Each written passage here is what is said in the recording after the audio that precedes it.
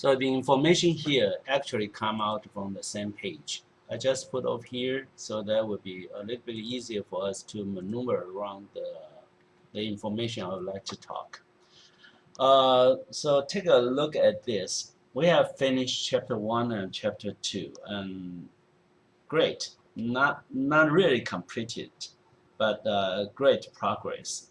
So in the second part of the literature review, we point out the research methods we want to take for our GPs. And now in chapter 3, methodology. In this part, basically you need to describe, since you have identified a certain research approach in the second part of your literature review. Either it is an interview, you explain why you want to use the interview, or survey, or content analysis, some other approach you would like to use. And then in chapter 3, basically, you need to describe, to answer one important question. That is, your reader may ask you, and your reader asks you one question. He will say in this way: "Thank you very much. You told me that you are going to use questionnaire. You believe that survey is very good for you to study your study issues. Then tell me, how are you going to use survey to go through all the process of data collection and data analysis? Tell me." So I would like you to lay out the blueprint, a whole full scale of plan of what you want to do in this, and tell me. Okay, so basically research methodology in part 3. In chapter 3, methodology, the only thing you need to do is to describe what are your process, the know-how, what are you going to do. So basically here, there are 3 major issues you need to do. One is you need to talk about research design. And normally, for all of you, basically it's a very simple one-shot case study, just like an XO, right? X and O.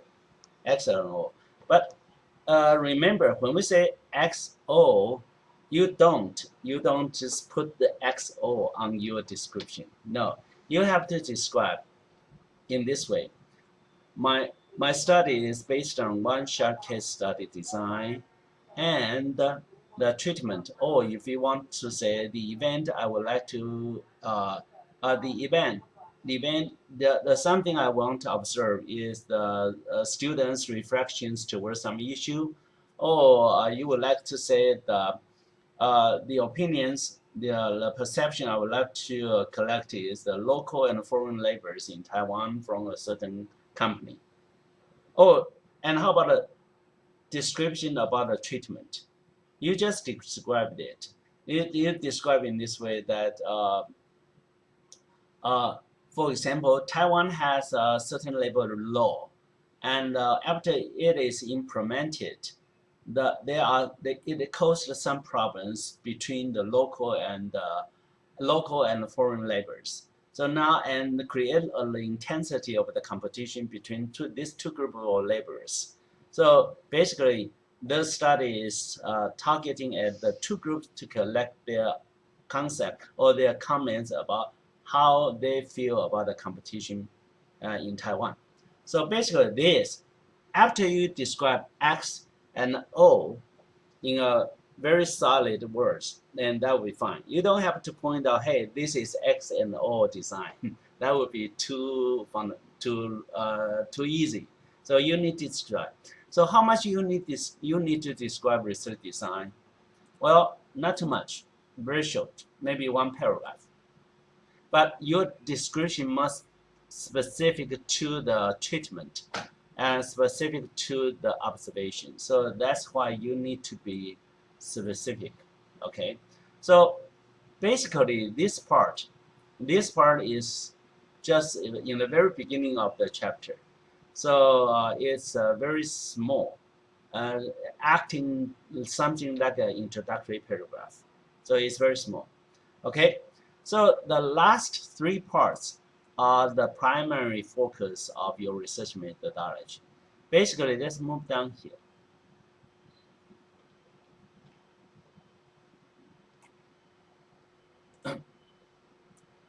Okay. In these three parts, basically you need to answer three primary questions. One, you have to tell your readers your data. What is your data and where is your data? So basically your answer, your point for this one is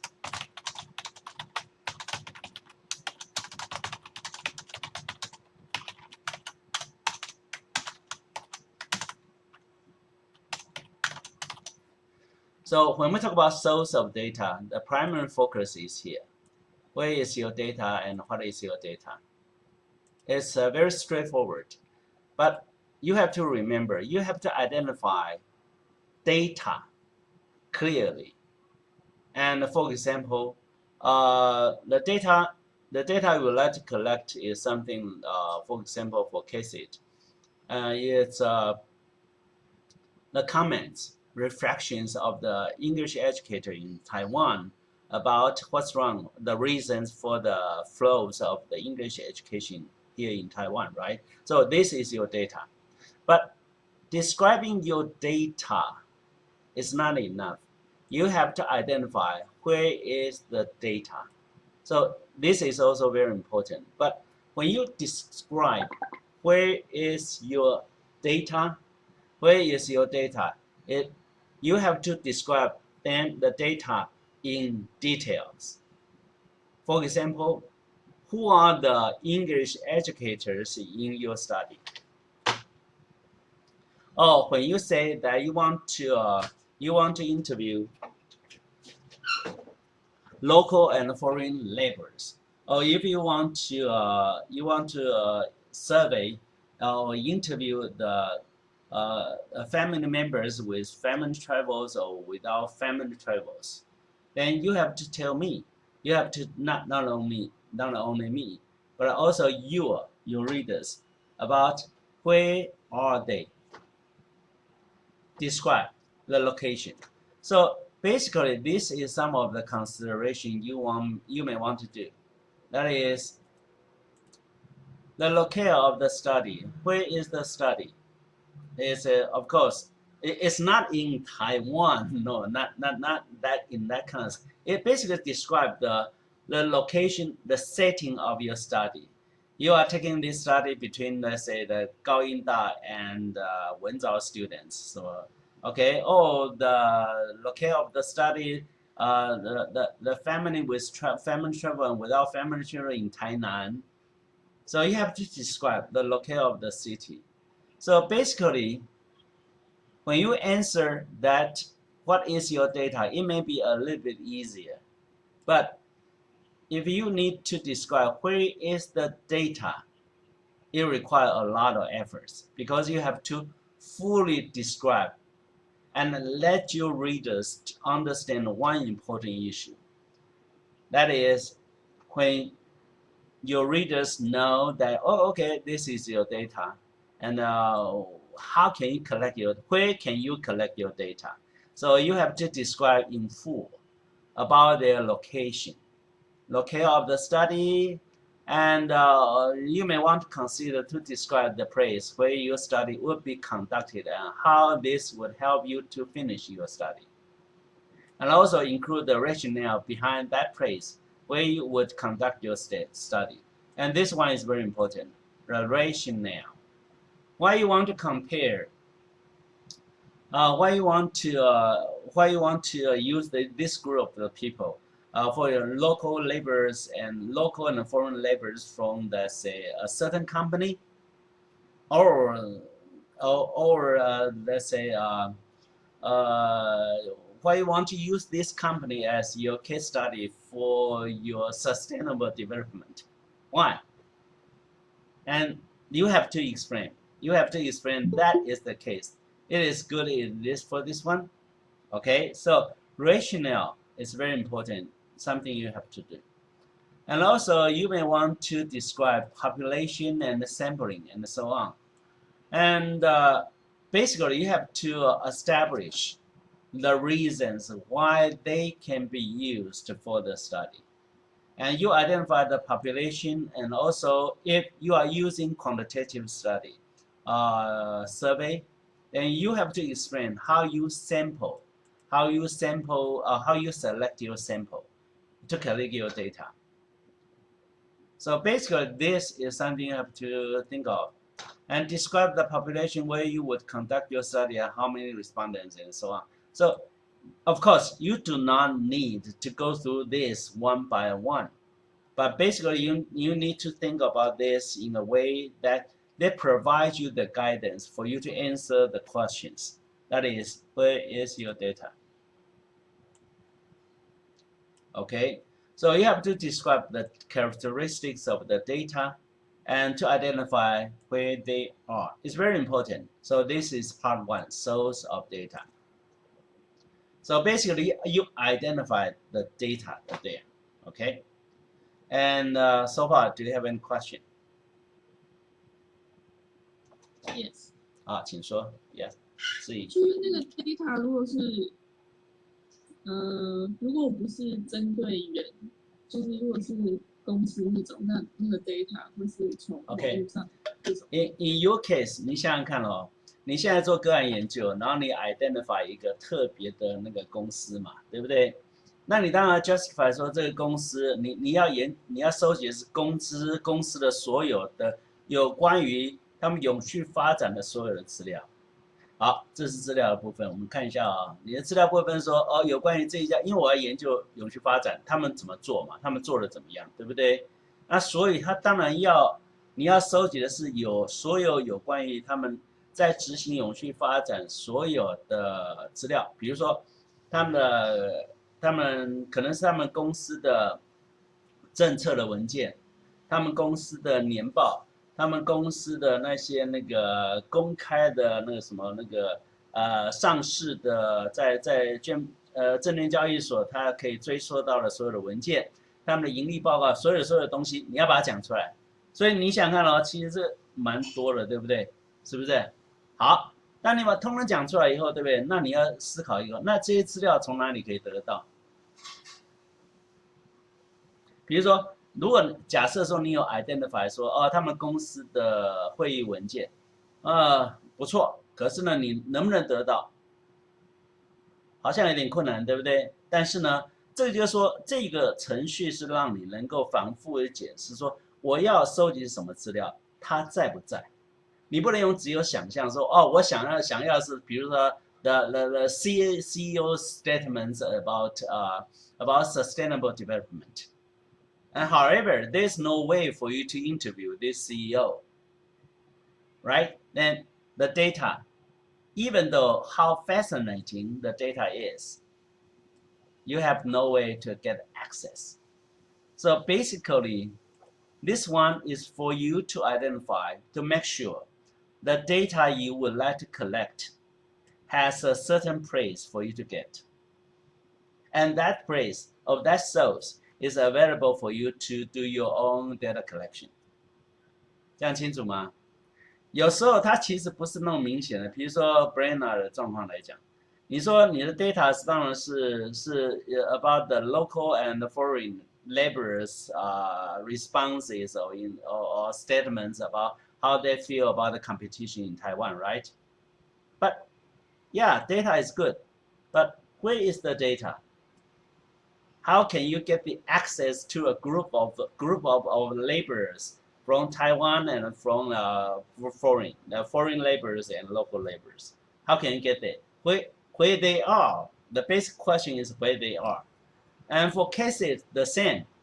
You say you want to interview a group of the educators, but where they are, you cannot just imagine. You cannot just imagine. Hey, if I want to do, then there must be a lot of people waiting on the list to get the interview. No, that is not the case.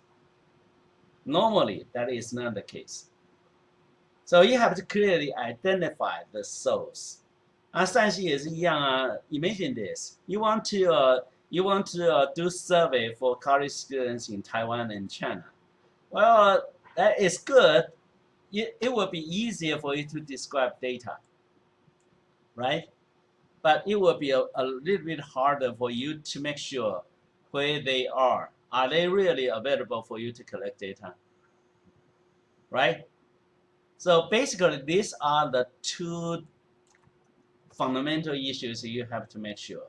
You identify the data you want to collect, and you make sure that they are there for you to collect. Basically, 这样子你懂吗？所以你想想看，你要做的个案研究，对不对？其实它牵扯的哦，你当然是要收集这个特定公司它所有有关于永续发展的所有的作为的文件呐、或者叙述啊，或者是文章的报道，跟他们怎么做，你当然要收集。Yeah, you have to collect, if possible, all relevant documents related to this company's efforts on sustainable development, right? Of course. 那你当然解释 data 可能很简单，但是呢 ，data 是来自于 study population。那你的 study population 在哪里？就如同我们如果是要问说，我们要问的是 ，if we want to ask, family members' idea about how to establish family interaction network. Okay, so the data is their comments about how to establish this, but the data is from the study population. In Jiayun's case, the study population is from family with family travels and without family travels. 那他们在哪里？你不要想很简单哦，可能不太容易。Not really, not really.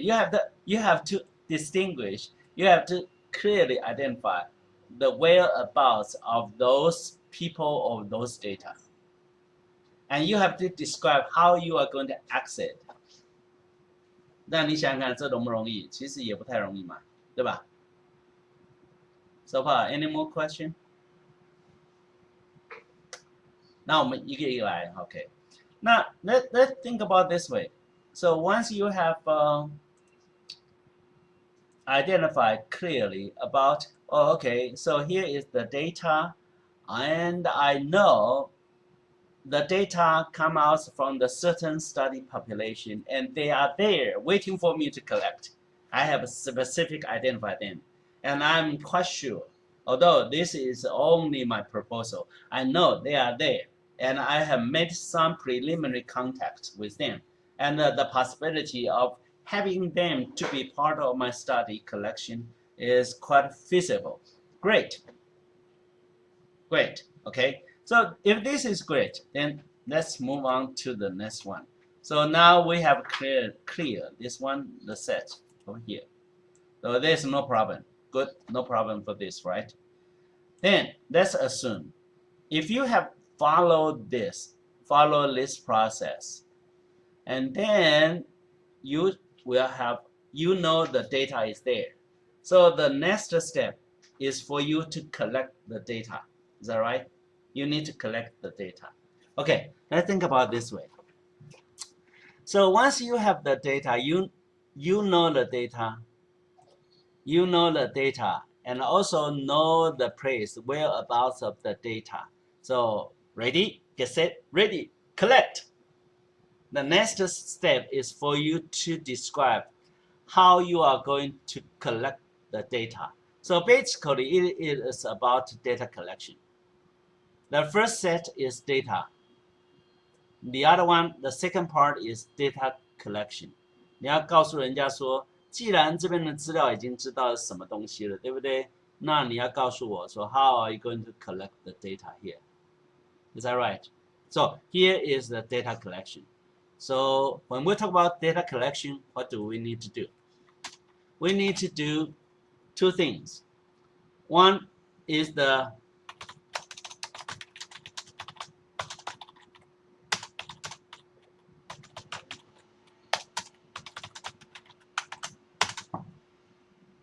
first question is about instrumentation. Basically, it is asking this question. What is your tool to collect your data? Okay?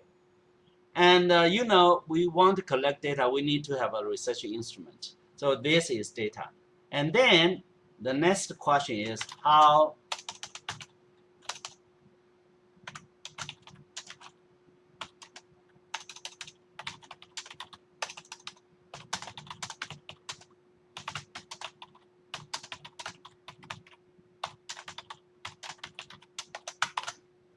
okay, so take a look. Basically, instrumentation and data collection refers to two things. First one is what is your tool to collect your data. The other one is how will you use such tool to collect your data. So they are a little bit different in a way. Because you cannot just say what is your tool to collect data. You cannot. It's far from sufficient to say, hey, I'm going to use interview. No, that is not. Or I'm going to use a questionnaire. No, it's not enough. Because you have to describe for this part. For the first question, actually you have to answer a lot of details, but it only focuses on one thing.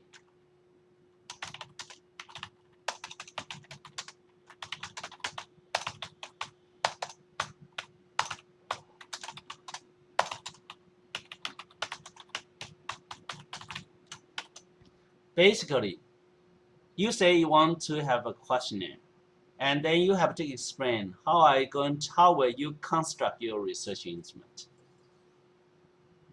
And your research proposal, you need to have a full-fledged research instrument there, waiting on the line to be used. You have to explain. You have to explain how have you secured the validity of the instrument. So most of the students here have taken my course for applied statistics, right? So now you have a research questionnaire over there. And the questionnaire is constructed with a certain process. We focus on the internal validity of the research instrument by starting with construct validity, content validity, and face validity. Okay, so let me give this to you one more time. Let me find it out.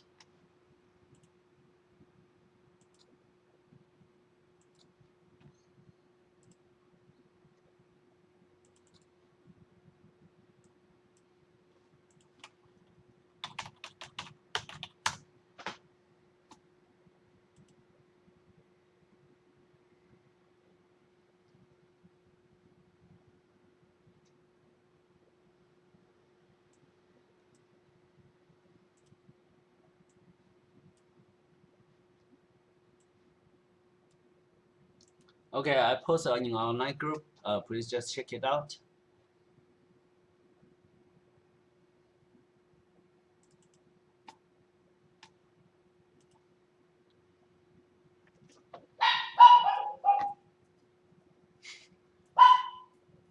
我们家的 Lily, she's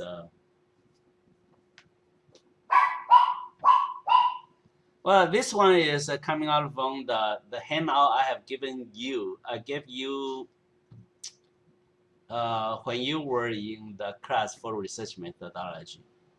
Did you still have the handout for the how to create, how to construct a questionnaire, how to construct a research instrument? 三星你那边有没有？老师，你可以再讲一次吗？我东西是什么？以前在上课的时候，我曾经发给你们一份讲义，是有关于那个如何建构一个研究工具嘛。找找看。我找一下。Brenna, you could try to find one. Something like this. But if this is, 你 check it out. 思妍，你可以看一下。Yes, sir, I still remember. You don't remember? Okay. I still remember. You remember? Yes, I remember. Okay. Let me find out that for you, so we can save us some time. And this is one of the. Let me see.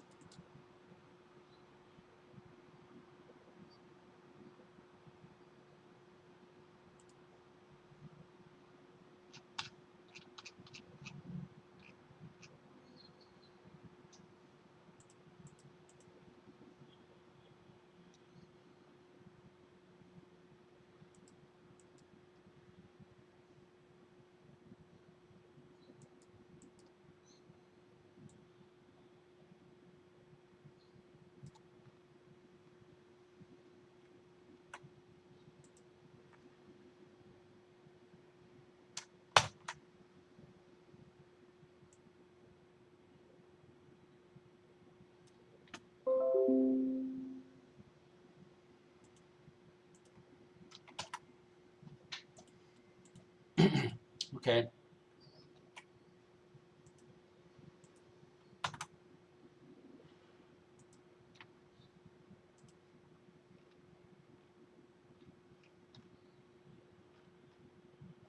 All right, 我们来看一下哈。好，this should be something very similar to this construction of a research instrument. Is this? 看得到吗？看得到哈。那我们来谈谈这个。这个呢，我不要再讲细节了。但是呢，the point is we have used this to create your questionnaire so far. So your questionnaire is with construct validity, content validity. So this is construct validity, content validity, and face validity. Yes, it is true. So you just follow this to describe, and this part is what we need for our research instrument. And this part, the first part is related to the study issue. And this part is related to the study population. So basically, you have to construct a research instrument in this part. In this part, let me say which part, this part. So basically, when you want to describe instrumentation, and you say you want to use questionnaire. So what is the logical process? What is the rationale for you to construct this instrument? You need to describe in fully. And after you describe it, you put your full questionnaire in the appendix of your proposal.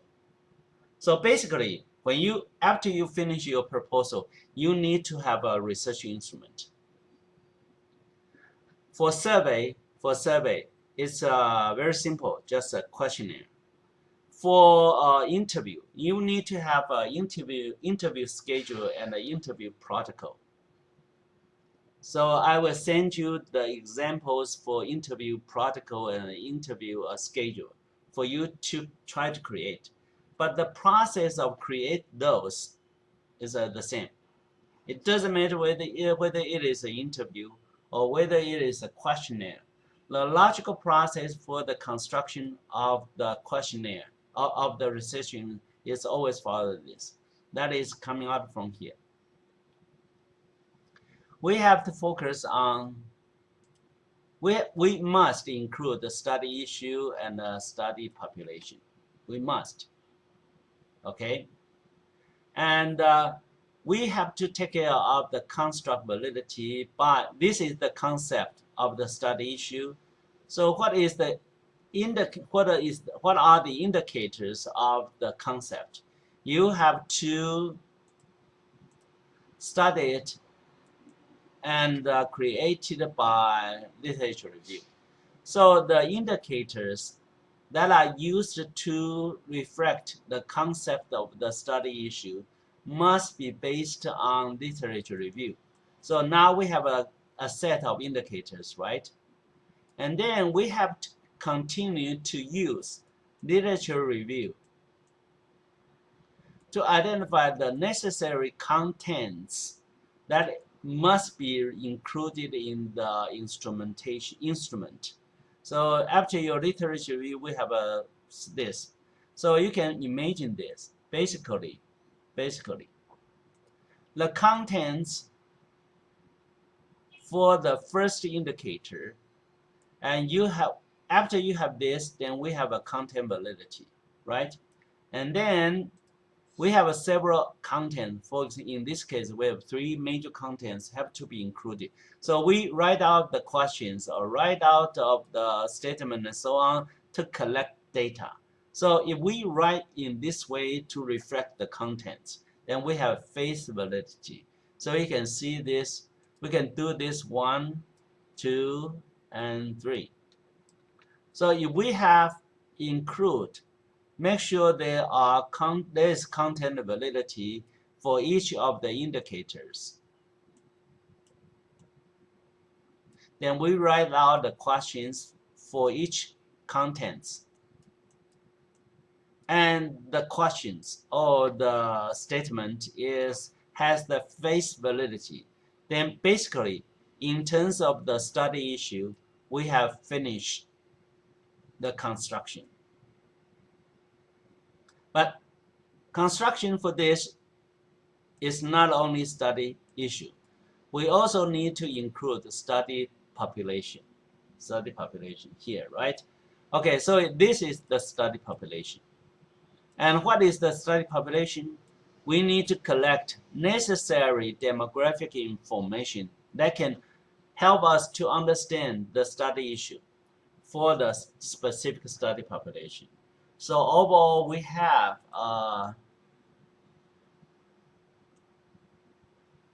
research instrument like this over here. So the construction of research instrument always include two parts: the consideration for study issue and then the consideration for study population. Study issue is here through indicators, through contents, and finalized in the individual questions. And the study population is to consider what kind of demographic variables you need to collect for you to understand the study issue. So you create another set of variables you want to collect. So basically, this is the full research instrument. Okay, so now let me save this file one more time and take this back.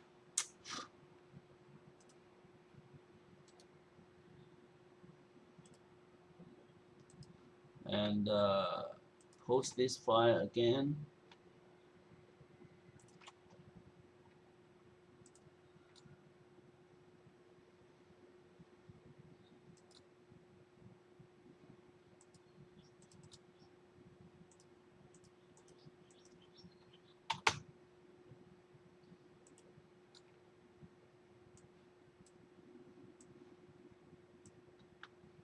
Okay, so this is the revised file with this chart here.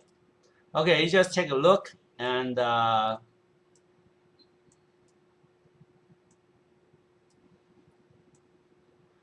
okay, so far do you have any question?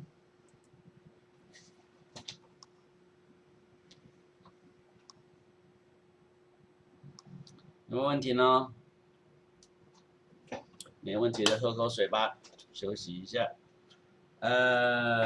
Okay, so how about this? Let's take a 10 minutes break and come back at 10.